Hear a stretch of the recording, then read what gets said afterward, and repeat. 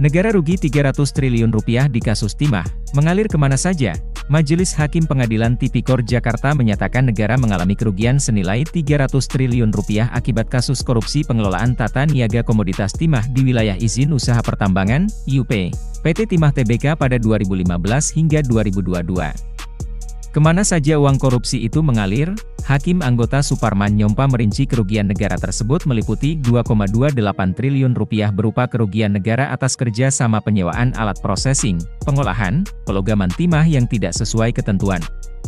26,65 triliun rupiah akibat pembayaran biji timah dari tambang timah ilegal, serta 271,07 triliun rupiah kerugian negara atas kerusakan lingkungan. Adapun uang kerugian negara itu mengalir kepada beberapa terdakwa maupun korporasi yang terlibat kasus korupsi timah.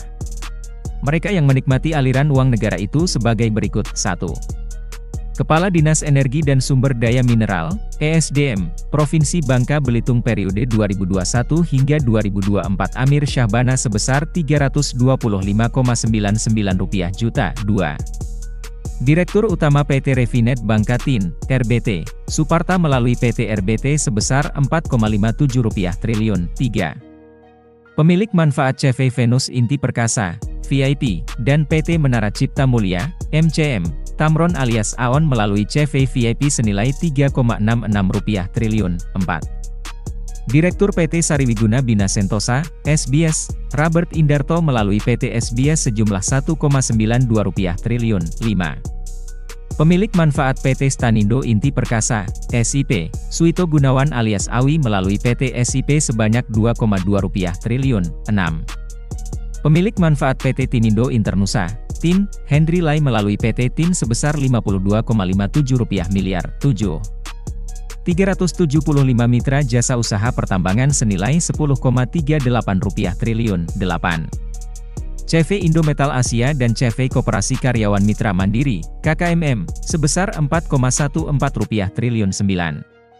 Direktur Keuangan PT Timah periode 2016 hingga 2020 Emil Ermindra dan Direktur Utama PT Timah Tbk periode 2016 hingga 2021 Mohtar Riza Pahlevi Tabrani melalui CV Salsabila Utama sebesar Rp986,79 miliar. Selain itu, terdapat uang Rp420 miliar yang merupakan pengumpulan dana dari smelter-smelter swasta melalui PT Quantum Skyline Exchange, QSE, yang dikelola perpanjangan tangan PT RBT Harvey Mois dan Mener PT QSE Helena Lim, yang penggunaannya tidak dapat diketahui karena tidak ada pencatatan, baik oleh Harvey maupun Helena.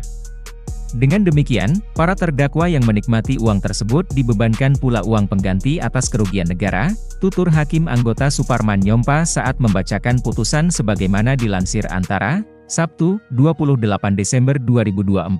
Anda dapat mengganti teks ini dengan teks apapun yang Anda inginkan. Anda dapat menulis di kotak teks ini atau menempelkan teks Anda sendiri di sini. Cobalah bahasa dan suara yang berbeda. Ubah kecepatan dan nada suara. Anda bahkan dapat mengubah SSML, bahasa markup sintesis ucapan, untuk mengontrol bagaimana bagian yang berbeda dari teks berbunyi. Klik SSML di atas untuk mencobanya. Nikmati fitur teks ke suara.